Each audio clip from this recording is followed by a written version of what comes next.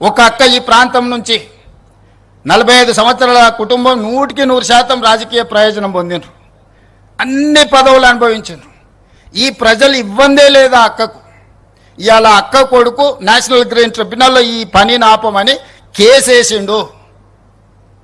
ఆ అక్క మనసు ఎట్లా ఒప్పుకున్నదో వాళ్ళ కొడుకును ఇట్లాంటి తప్పుడు కేసులను నేషనల్ గ్రీన్ ట్రిబ్యునల్లో వేయించడానికని నేను అడుగుతున్నా.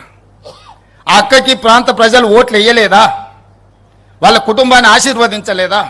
ఈరోజు ఈ రాష్ట్రంలో, ఈ దేశంలో ఆ అక్కకు గుర్తింపు వచ్చింది, ఆ కుటుంబానికి గుర్తింపు వచ్చింది. ఇవాళ ప్రజాప్రతినిధులుగా, మంత్రులుగా పదవులు అనుభవించిండ్రంటే ఈ ప్రాంత ప్రజల ఆశీర్వాదం లేదా?